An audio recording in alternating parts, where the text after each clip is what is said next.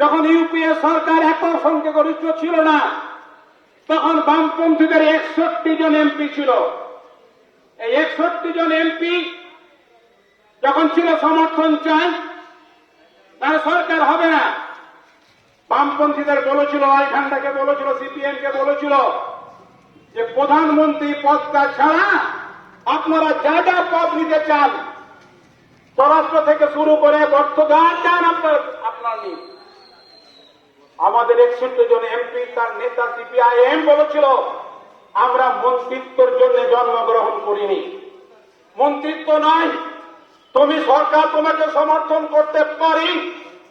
যে ইস্যুতে বাজপেয়ী সরকারকে হটাবার জন্য লড়াই করেছিলাম, বিদ্যুৎ বিল 2003 বাতিলের জন্য, একে এই আইন তুমি করতে পারবে না, বিদ্যুৎ বিল কার্যকরী করতে পারবে না, আইনে পরিণত করতে পারবে। আমার লক্ষ লক্ষ কোটি কোটি অন্নদাতা ভারতবর্ষের, আমার কৃষক, ক্ষেত মজুর, যাদের বছরে 6 মাসের বেশি কাজ থাকে না, 6 মাস অনাহারে থাকে, এই মানুষদের জন্য কাজের ব্যবস্থা করতে হবে। এই জন্য আইন চালু হয়েছিল রেগা প্রকল্প। রেগা প্রকল্প অর্থাৎ 100 দিনের কাজের গ্যারান্টি সৃষ্টি করার আইন তৈরি হয়েছিল।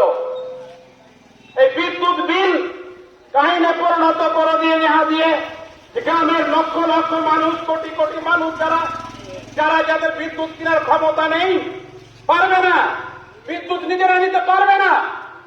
এই জন্য তোমাকে গ্রামে বিদ্যুৎ দেওয়ার ব্যবস্থা করতে হবে। তার জন্য আইন করতে হবে, ওই বাজপেয়ীর আইন বাতিল করতে হবে, বিল বাতিল করতে হবে। আপনাদের মনে আছে সেই সময়তে ইউপিএ সরকার এই আইন তৈরি করেছিল, রাজীব গান্ধী গ্রামীণ বিদ্যুৎ যোজনা, যার নাম ছিল গ্রামীণ বিদ্যুৎ যোজনা। আর এখন তো সবই মমতা, ওই মোদীর নামে হয়, আর কোন নেতার নামে হয় না। সেই জন্যে গ্রামে গ্রামে সরকারি খরচায় বিদ্যুতের এত সম্প্রসারণ হয়েছিল, বিদ্যুতের এত সম্প্রসারণ হয়েছিল, যারা দরিদ্র মানুষ, যারা ওই যে বিপিএল তালিকা অন্তর্ভুক্ত, বিনা খরচে বিনা টাকায় বিদ্যুৎ পেয়েছিল। ওই আইনের বলে, অর্থাৎ রাজীব গান্ধী গ্রামীণ বিদ্যুৎ যোজনা, এই আইনের ফলে এই গরিব মানুষের ঘরে বিদ্যুৎ পৌঁছাচ্ছিল।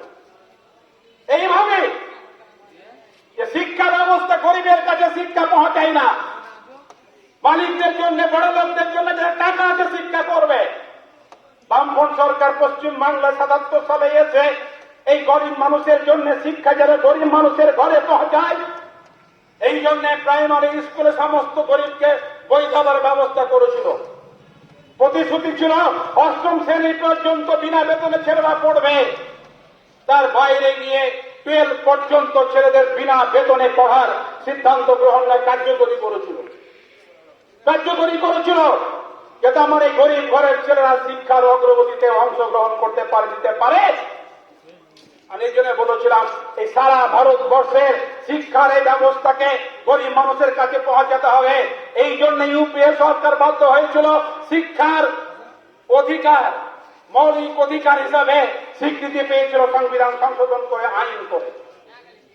আইন করে।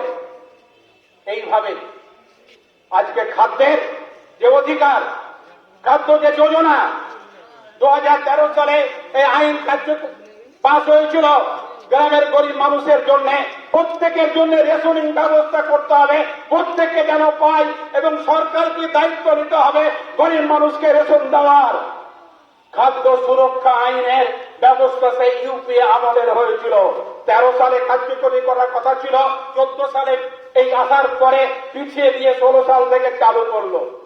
আজকে দড়ি টানাটানি করছে বিজেপি আর তৃণমূল মিলে। মমতা ব্যানার্জি বলছে আমি খাবার দিচ্ছি, আমার গ্রামের গরিব মানুষকে, বিশেষ করে মহিলাদের বোঝাচ্ছে এই মমতা ব্যানার্জি তোমাকে বিনা পয়সায় খাবার দিচ্ছে।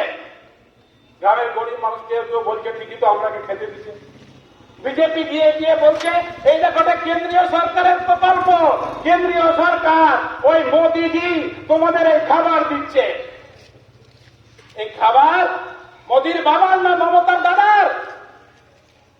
12 সালে খাদ্য সুরক্ষা আইন যে তৈরি হয়েছিল, বামপন্থীদের 61টা এমপি ছিল, যার দৌলতে ইউপিএ বাধ্য হয়েছিল আইন তৈরি করতে। এই জন্য এই খাদ্য সুরক্ষা আইনে আমার গরিব মানুষ খাবার পায়। আর এই দাদা দিদিতে নিজেদের ঝোল টানছে, আমি দিচ্ছি না, কাউরি দাদার দিদির নয়। এটা গরিব মানুষের অধিকারের জন্য যে লড়াই করেছে বামপন্থীদের 61টা এমপি, এই অধিকারের আপনি অধিকার ভোগ করছেন, ভিক্ষা নয়। ওরা চাইছে ভিক্ষারি। আর আজকে